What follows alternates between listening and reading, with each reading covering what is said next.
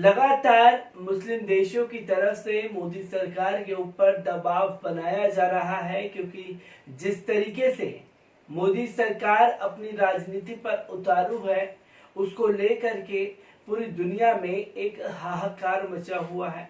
क्योंकि Islamophobia in India को लेकर के हर कोई चिंता अपनी व्यक्त कर रहा है और किस तरीके का असर अरब देशों पर हो रहा है और किस तरीके से मोदी सरकार अरब देशों को मनाने पर लगी हुई है। इन तमाम पहलुओं पर बात करने के लिए मेरे साथ शारिक अदिल यूसुफ मौजूद हैं, पर उससे पहले जान लेते हैं कि पूरा मामला क्या है। भारत में इस्लामोफोबिया और मुसलमानों के खिलाफ नफरत की उठने वाली लहरों ने दुनिया भर में, खासकर पश्चिम एशिया में नई दिल्ली की साख उपलब्धियों और आर्थिक हितों पर पानी फेरना शुरू कर दिया है। पिछले कई दशकों के दौरान भारत और फारस खाड़ी के अरब देशों के बीच राजनीतिक और आर्थिक रिश्ते काफ़ी मजबूत हुए हैं। विशेष रूप से प्रधानमंत्री नरेंद्र मोदी के कार्यालय में इन संबंधों में महत्वपूर्ण प्रगति देखने को आई है। यहाँ खास बात यह है कि नई दिल्ली ने क्षेत्र में एक दूसरे के ध्रुवविरोधी सऊदी अरब और ईरान तथा ईरान और इजराइल के साथ संबंधों के साथ एक संतुलन बनाए रखने की कोशिश की है। लेकिन केंद्र में मोदी सरकार के नेतृत्व में बीजेपी की हिंदू राष्ट्र विरोधी सरकार के गठन के बाद ये संतुलन किसी हद तक लड़खड़ा रहा है। ईरान ने जहां भारत में मुसलमानों पर हो रहे अत्याचारों के मुद्दे को खुलकर उठाना शुरू कर दिया है, वहीं फारस खाड़ी के अरब देशों में भारतीय मुसलमानों के दमन पर चिंताएं बढ़ने लगी हैं। भारत की पिछली सरकारों द्वारा किए गए प्रयासों से एक समय में पाकिस्तान के निकट सहयोगी माने जाने वाले सऊदी अरब और यूएई जैसे देश हालिया वर्षों में नई दिल्ली के काफ़ी निकट आ गए थे। नई दिल्ली के लिए ये काफ़ी महत्वपूर्ण उपलब्धि थी, लेकिन मोदी सरकार ने अब इस उपलब्धि को खतरे में डाल दिया है। यूएई और सऊदी अरब, जहां भारत के तीसरे और चौथे सबसे बड़े व्यापारिक भागीदारी हैं, वहीं इन दोनों देशों ने भारत के ऊर्जा और औद्योगिक क्षेत्र के विकास के लिए 5 वर्षों में 170 अरब डॉलर के सहयोग का वादा किया है। 30 लाख से ज़्यादा भारतीय यूएई में तो 20 लाख से ज़्यादा सऊदी अरब में रहते हैं और सालाना अरबों डॉलर भेजकर देश की जीडीपी में महत्वपूर्ण योगदान देते हैं। लेकिन कोरोना वायरस महामारी फैलने का आरोप लगाकर जब भारत में मुसलमानों पर चौतरफा हमला शुरू हुए, तो पश्चिम एशियाई देशों के साथ नई दिल्ली के ये रिश्ते खटाई में पड़ने लगे। ये देखकर मोदी सरकार के हाथों के तोते उड़ गए और पहुंचने वाले नुकसान की भरपाई के लिए कूटनीतिक प्रयास तेज कर दिए। सबसे पहले तो प्रधानमंत्री नरेंद्र मोदी ने खुद ट्वीट करके इस बात पर जोर दिया कि महामारी किसी जाति, धर्म, रंग, भाषा या सीमा को नहीं देखती है। यूएई में भारतीय राजदूत का भेदभाव के खिलाफ सचेत करने वाला एक अभूतपूर्व बयान आया। अन्य देशों में भी भारतीय दूतावासों ने भारतीय प्रवासियों से किसी तरह का इस्लामोफोबिया बयान देने के प्रति सतर्क रहने का आग्रह किया। केवल इतना ही नहीं, भारत के विदेशी मंत्री जयशंकर ने तो संयुक्त अरब अमीरात, कतर, ओमान और सऊदी अरब के अपने समकक्षों को फ़ोन किया और इस बात का आश्वासन दिया कि मोदी सरकार इस बात का विशेष ध्यान रखेगी कि रमज़ान के पवित्र महीने के दौरान मुसलमानों को किसी तरह की कोई कठिनाई ना हो और महामारी से लड़ने के लिए उन्हें हर तरह की चिकित्सा सहायता उपलब्ध करवाई जाएगी। फिलहाल तो ऐसा लगता है कि मोदी सरकार की आपातकालीन कूटनीति ने अपना काम किया है, इसलिए कि फारस खाड़ी के मुस्लिम देशों ने नई दिल्ली के स्पष्टीकरणों का स्वागत किया है और दोस्ताना संबंधों को बनाए रखने का वादा किया है। लेकिन सवाल ये नहीं है कि नई दिल्ली की सत्ता जिनके हाथों में है वे बीजेपी और आरएसएस, क्या मुसलमानों को देश के लिए खतरा समझने, उन्हें दूसरे या तीसरे दर्जे का नागरिक बनाने, उनके मूल अधिकारों को छीन लेने और उनके खिलाफ नफरत फैलाने वाली अपनी नीतियों को त्याग देंगे? अगर नहीं तो घरेलू स्तर पर कई गंभीर और भयानक परिणाम देखने के अलावा भारत अंतर्राष्ट्रीय स्तर पर मुस्लिमों और अरब देशों के साथ अपने रिश्ते सुरक्षित नहीं रख पाएगा, जिसका सीधा फायदा उसके पारंपरिक दुश्मन पाकिस्तान को पहुंचेगा। ब्यूरो रिपोर्ट, पल पल न्यूज। तो दोस्तों, शारिक अदिल यूसुफ हमारे साथ मौजूद हैं। मैं उनसे जानना चाहूंगा, शारिक, किस तरीके से मुस्लिम देश जो है उन्हें मनाने पर लगा हुआ है मोदी सरकार?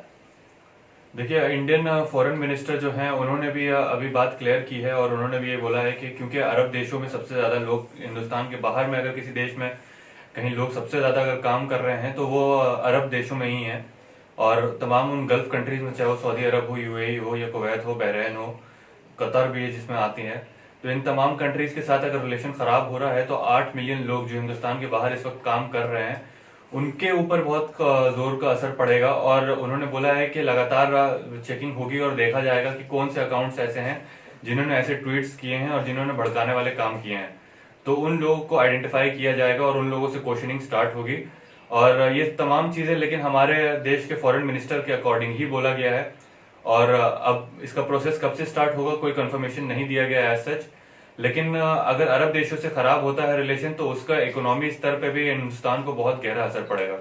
शारिक, मैं इधर ये भी जानना चाहूंगा आपसे, क्योंकि जो बीजेपी और आरएसएस की आइडियोलॉजी है मुस्लिम विरोधी, क्या वो उस चीजों को त्याग देंगे? क्योंकि हमने इस बीच में ये देखा है कि 22 दिन बाद हमारे देश के प्रधानमंत्री ट्वीट करते हैं और 22 से 24 दिन बाद ठीक मोहन भागवत भी बोलते हैं कि मजहब को टारगेट करके ना देखा जाए। तो किस तरीके से देखते हैं, क्या वो अपनी जो मुस्लिम विरोधी एजेंडा है उसे त्यागेगा?